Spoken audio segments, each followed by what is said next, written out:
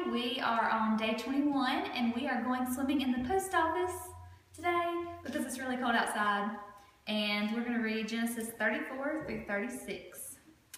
Now Dinah, the daughter of Leah, had born to Jacob, went out to visit the women of the land.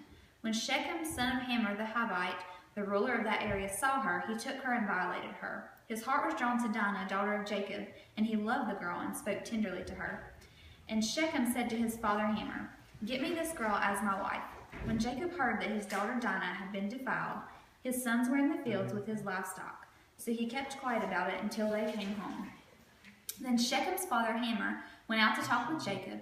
Now Jacob's son had come in from the fields as soon as they heard what had happened. They were filled with grief and fury because Shechem had done a disgraceful thing in Israel by lying with Jacob's daughter, a thing that should not be done. But Hamor said to them, "My son Shechem has his heart set on your daughter. Please give her to him as his wife. Intermarry with us, give us your daughters, and take our daughters for yourselves. You can settle among us. The land is open to you. Live in it, trade in it, and acquire property in it." Then Shechem said to Dinah's father and brothers, "Let me find favor in your eyes, and I will give you whatever you ask. Make the price for the bride and the gift I am to bring as great as you like, and I'll pay whatever you ask me. Only give me the girl as my wife." Because their sister Dinah had been defiled, Jacob's sons replied deceitfully as they spoke to Shechem and his father Hamor. They said to them, "We can't do such a thing. We can't give our sister to a man who is not circumcised. That would be a disgrace to us. We will give our consent to you on one condition, only that you become like us by circumcising all your males. Then we will give you our daughters and take your daughters for ourselves. We'll settle among you and become one people with you. But if you will not agree to be circumcised, we'll take our sister and go." Their proposal seemed good to Hamor and his son Shechem.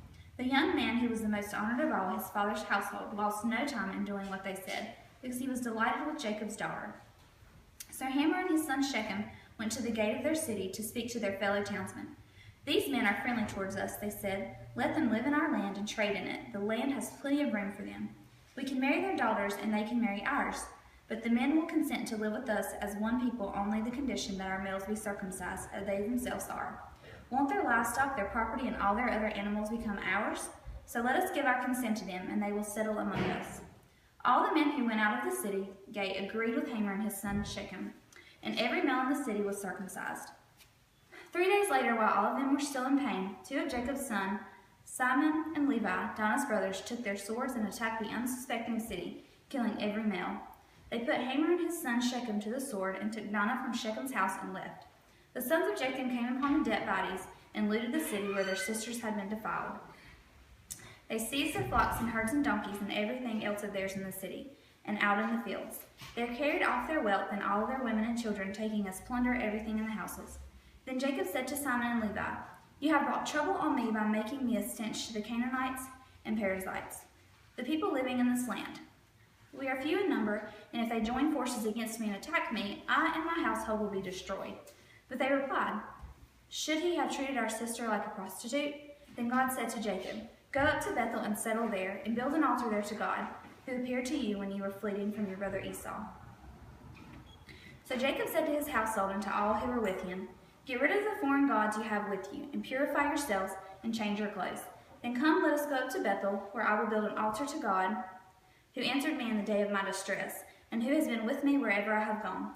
So they gave Jacob all the foreign gods they had and the rings in their ears, and Jacob buried them under the oak at Shechem. Then they set out, and the terror of God fell upon the towns all around them, so that no one pursued them. Jacob and all the people with him came to Luz, that is Bethel, in the land of Canaan. There he built an altar, and he called the place El Bethel, because it was there that God revealed himself to him when he was fleeing with his brother. Now Deborah, Rebekah's nurse, died and was buried under the oak below Bethel, so it was named Allon-Bacuth. After Jacob returned from Paddan Aram, God appeared to him again and blessed him. God said to him, "Your name is Jacob, but you will no longer be called Jacob. Your name will be Israel." So he named him Israel. And God said to him, "I am God Almighty, be fruitful and increase in number. A nation and a community of nations will come from you, and kings will come from your body. The land I gave to Abraham and Isaac I also give to you, and I will give this land to your descendants after you." Then God went up from him at that place where he talked with him. Jacob set up a stone pillar at the place where God had talked with him, and he poured out a drink offering on it. He also poured oil on it. Jacob called the place where God had talked with him Bethel. Then they moved on from Bethel. While they were still some distance from Ephrath, Rachel began to give birth and had great difficulty.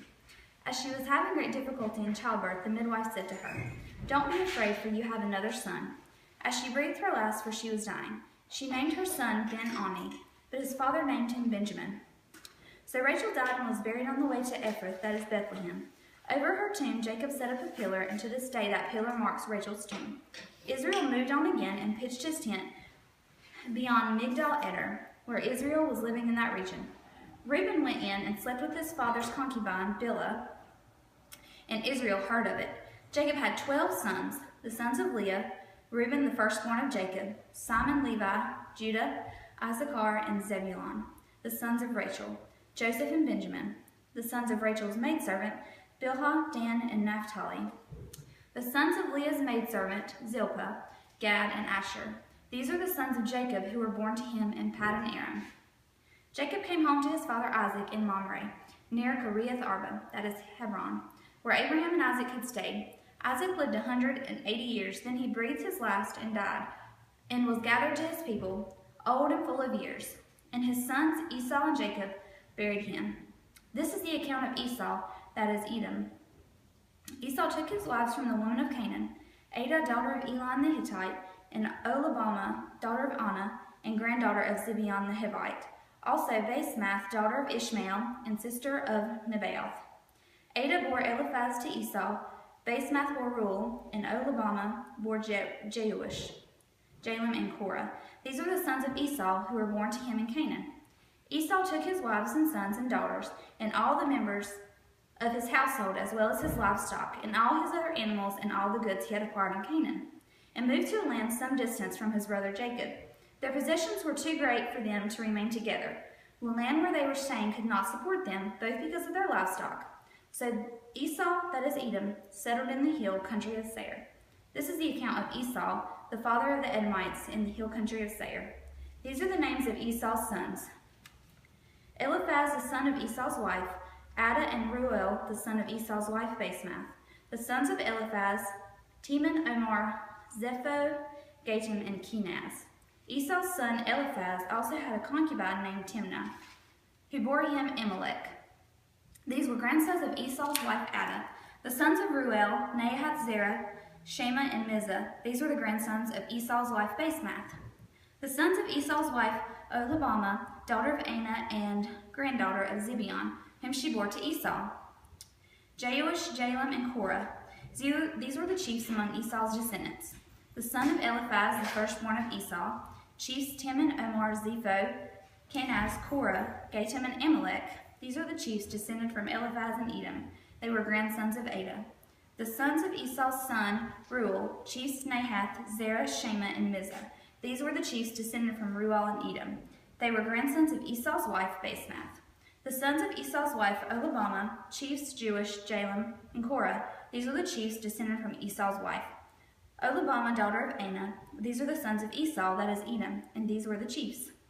These are the sons of Seir the Horite, who were living in the region: Lotan, Shobal, Zibeon, Anah, Dishon, Ezer, and Dishon. These sons of Seir and Edom were Horite chiefs. The sons of Lotan, Hori and Homan. Timnah was Latan's sister. The sons of Shobal, Alvan, Manahath, Ebal, Shepho, and Onam. The sons of Zibeon, Aya and Anah. This is the Anah who discovered the hot springs in the desert while he was grazing the donkeys with his father Zibeon. The children of Anah, Dishon and Oholibamah, daughter of Anah. The sons of Dishon, Hamdan, Eshban, Ithron, and Cheran. The sons of Ezer, Bilhan, Zavon, and Achan. The sons of Dishon, Uz, and Aaron.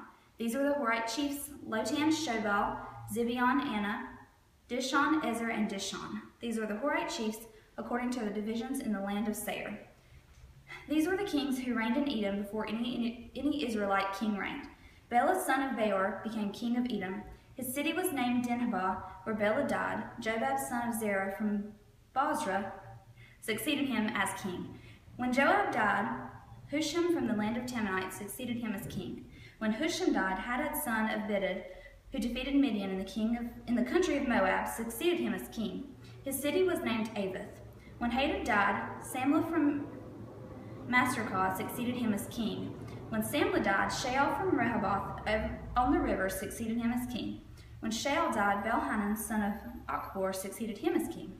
When Baal-Hanan, son of Achbor, died, Hadad succeeded him as king. His city was named Pau, and his wife's city was Mehetabel, daughter of Matred, the daughter of Mezabah.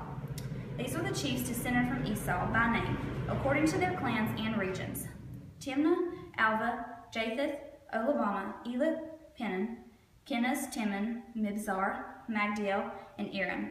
These are the chiefs of Edom, according to their settlement in the land they occupied. This was Esau, the father of the Edomites.